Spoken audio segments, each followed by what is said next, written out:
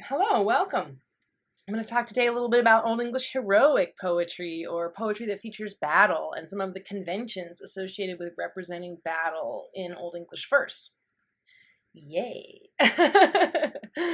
Battle conventions. So you've looked at Judith and the Battle of Malden, which are both examples of heroic poetry, poetry that's focused on the heroism of battle. Right, so here are some conventions you can expect to find in those kinds of poems. One of the things that you can expect to see in Anglo-Saxon heroic poetry is a lot of boasting. This wasn't seen as something that was arrogant as long as you could actually back it up with your deeds. You could boast all you wanted as long as you could do the thing that you said. And it wasn't just that you could, but that you should. It was considered manly and heroic to be able to say, I'm going to do this, and then do that thing. And in particular, we see a lot of examples of people getting drunk and making boasts. And that's something that we see a lot of. So in this case, this example is from the Battle of Malden. Beartnoth speaks. He raises his shield, right? And then he utters words. And I highlighted some of the more boasty words, like phrases. They will give you spears for tribute, my people. They will give you spears for tribute. Poison point and old sword. Heriot that avails you not in battle. So this is in response to the Viking leader saying, yay, you need to pay us tribute. And he's like, no, seafarer, I'm not paying you tribute. Instead, I'm going to give you tribute of spears and swords and poison points, right? Nothing that's going to do good for you.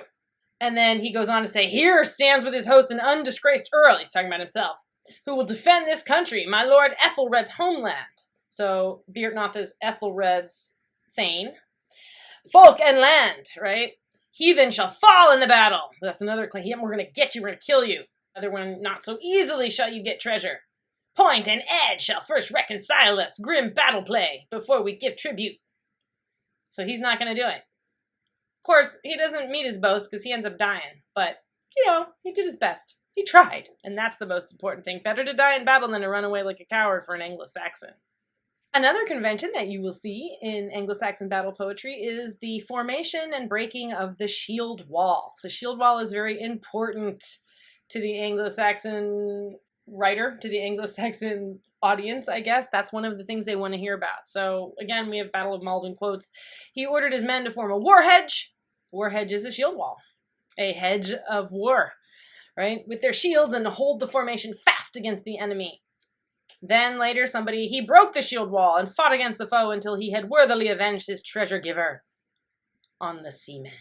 The seamen are the Vikings, right? They come from sea. So they called him seafarer. They've called him a few other things. So before he lay himself on the slaughter bed, we see another one of this compounding here, the slaughter bed. In addition to the shield wall breaking forming first and then breaking, there's often a lot of descriptions of the sounds of the weapons, the clash of the shields, the clash of the swords, all of that sort of stuff. You're going to hear that quite a bit.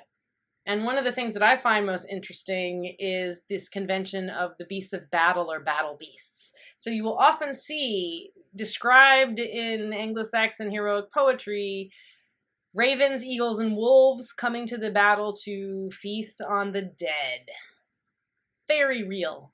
So here we have shouts were raised, ravens circle the eagle, eager for food. So they're not in there yet eating, but they're waiting. They're waiting. And sometimes it's described as wolves following the battle, like wolves follow armies because they know they're going to be able to eat some of the carrion that is left over from the dead bodies. Yeah, grim, strange, weird, and it's kind of an interesting detail, but it gets pointed out a lot. In addition, you're going to see a lot of descriptions of people who are slain. The writer, like Anglo-Saxons, really kind of were into gore a little bit. They really wanted to hear about people dying and really detailed descriptions of how those deaths occurred and what happened to the body specifically. So we have generic descriptions like the slain fell, carrion to the earth. But then we also have more specific descriptions, like the one below there, where the war chief was maddened. With his spear, he stabbed the proud Viking that had given him the wound. Wise in war was the host's leader. He let his spear go through the man's neck, guided his hand so that he mortally wounded the raider. So we need to know where the spear went through the neck. There are much gorier passages for you to be entertained or horrified by. I just wanted to point that out, that is one of the conventions of battle poetry. In Anglo-Saxon battles, everyone ceaselessly pursues their foes until the very bitter end. There is no giving up. Only the bad Godric who rode off with a horse would give up. What a terrible, terrible man. He wasn't like the good Godric at the end of the Battle of Maldon who doesn't run away. Yeah, there's two Godrics. It's confusing. But you know, people are sometimes named the same thing. All right, so the ceaseless pursuit of foes. The heathen warriors slew him, and both the men who stood by him, Elfnoth and Wulfmare, both were laid low. Close by their lord, they gave up their lives. So part of the trick of Battle of Maldon is that you have to figure out how to describe the heroic deaths of all these people who lost, because Battle of Maldon was a losing battle. And everybody dies eventually. They all just get slaughtered. No matter who's winning or losing, typically in an Anglo-Saxon battle poem, there's going to be very few survivors on the losing side. Fighting men fell. Slain fell among slain. It's a slaughter. In fact, the Vikings are called in Battle of Maldon slaughter wolves a few different times. So they are the actual wolves feeding on the people coming after the battle.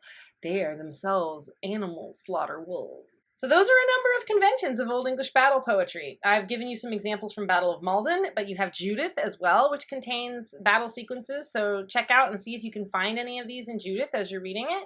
And keep your eyes out for them as you read Beowulf, because Beowulf is certainly a poem that contains lots of battle sequences. All right, thank you all very much for your time.